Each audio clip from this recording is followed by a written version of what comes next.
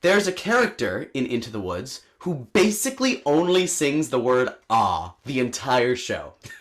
And she is a soprano. And that's Rapunzel. Here's Sondheim Academy's Mateo Chavez Lewis. So there's such a clear difference in Sondheim's writing between the characters who are intentionally written as sopranos, and those characters are always characters who are less intelligent or more naive or younger.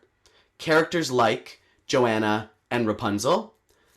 And there's a big difference between those characters and the characters who are world-weary, street-smart, a little bit older and a little bit more mature, and speak a lot more of their singing lines in a speech range, like The Baker's Wife, Mrs. Lovett, and The Witch. You'll notice as you look through his shows that the voice type that he chooses for each different character is really intentional. He chooses which characters are going to sing higher and which characters are going to sing lower, not just randomly. So he is very intentional about which characters are altos and sopranos. In general, altos are smarter in Sondheim's shows. So let's take a look at some altos and sopranos in Sweeney Todd and in Into the Woods, and let's examine the difference. An iconic alto role. Like I said, Mrs. Lovett sings pretty high at some moments.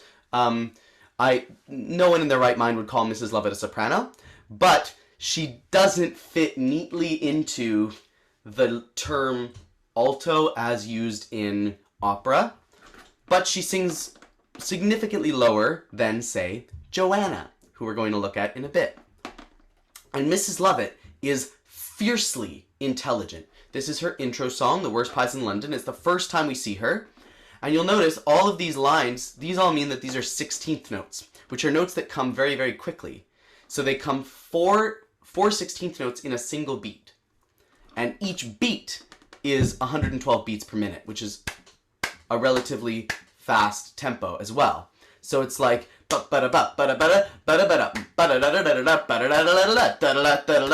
it's coming really fast, the thoughts are coming really fast. That shows how intelligent Mrs. Lovett is. And look at the notes, look at the pitches.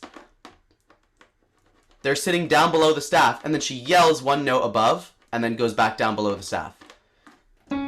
What's your rush, what's your hurry? You gave me such a fright, I thought you was a ghost. It's so low that I can sing it comfortably. That's a C sharp B, and that is kind of the range that an alto would speak in. So it's speech-like. And then you can tell that it's just emulating speech, because when she gets to a slower, more broad sound, where instead of 16th notes now she's singing quarter notes, which are 4 times slower than 16th notes, now she sings all the way up to an E flat, which is still not that high. It's this E flat right there. Take them, I should know, I make them, but good no, the worst part in London. She pops up to that E flat for a second, which is a little bit more of on a longer phrase where she gets to sing a little bit more, and it's not coming as quickly, and it's not as much about the words.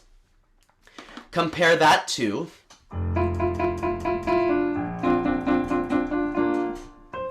Greenfinch and Leonard Bird. The first note that Joanna sings is a C. Right? Compare that to where Mrs. Lovett was singing before. C sharp and B. So it's literally a full octave higher. Also, can you find any 16th notes on this page? I mean, there's a little 16th note trill in the flute section, but ignore that. Can you find any 16th notes in the vocal part? Can you find a single one? I dare you. No, you can't! No, you can't! So, Joanna's thoughts come much slower, and so she sings much higher. And she's also younger and less wise, and so she sings much higher. In fact, she gets so high that here, in the first 5 bars, here's bar 1, 2, 3, 4, 5.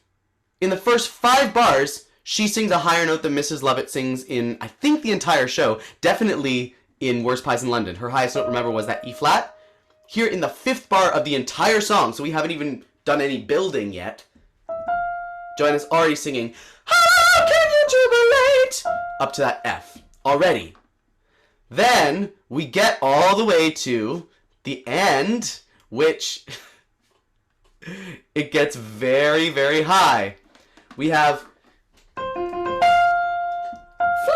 on the F, right? And then there's an alternate here, which isn't in this version, but there's an alternate where she goes all the way up to the C.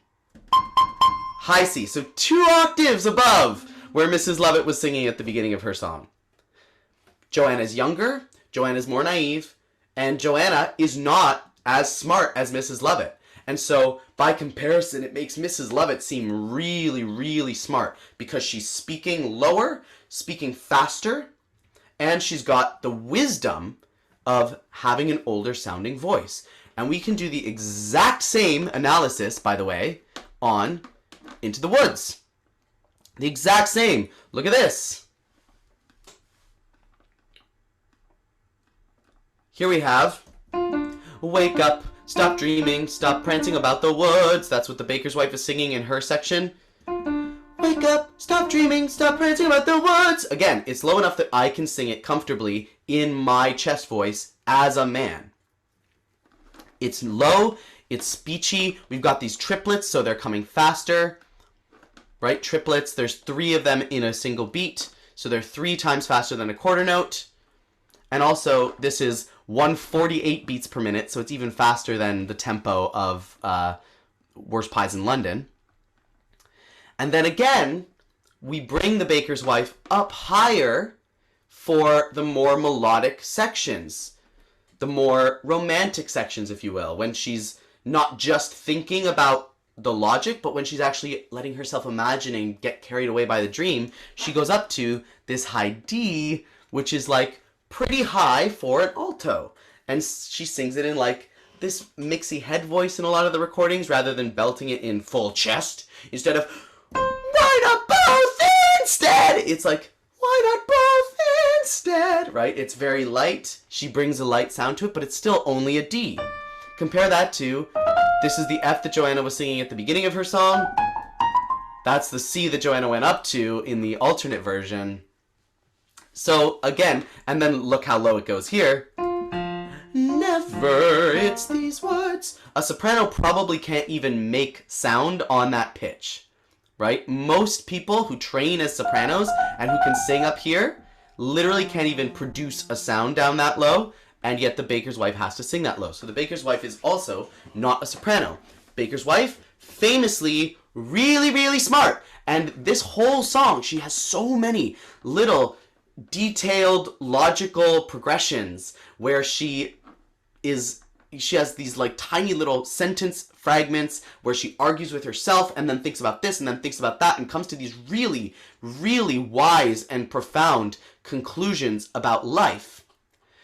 There's a character in Into the Woods who basically only sings the word ah the entire show. And she is a soprano. And that's Rapunzel. Rapunzel, it's really easy to see Rapunzel's the difference between Rapunzel and the intelligent alto characters in the show, like the baker's wife and the witch, in this song, which is cut from a lot of productions. But it's a duet for Rapunzel and the witch called Our Little World. And Rapunzel starts singing,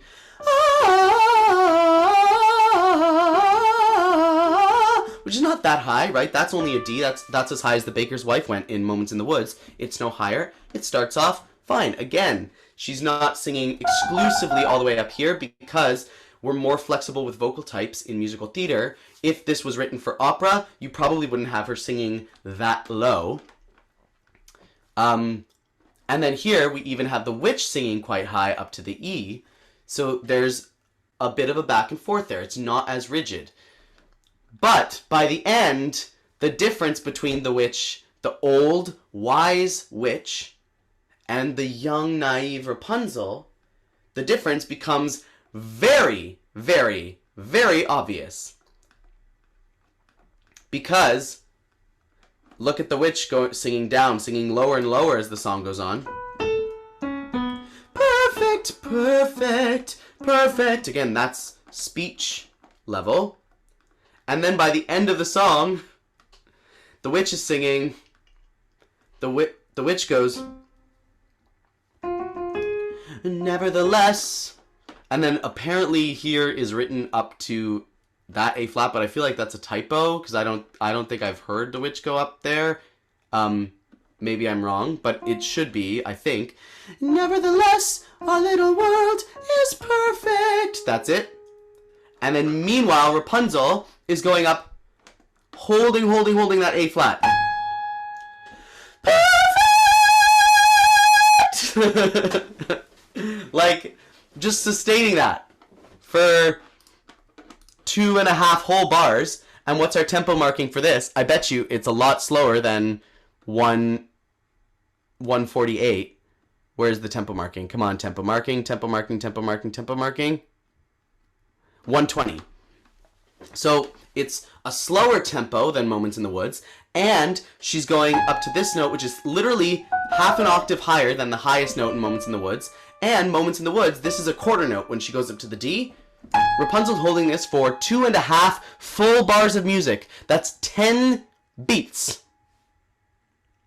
And it's way higher. Marquee, the Broadway Maven's weekly blast, comes out every Thursday. It includes piano talks, news, reviews, videos, Broadway blasts, quizzes, and more. Sign up for Marquee and all classes and projects at thebroadwaymaven.com. And here's a video I think you'll like.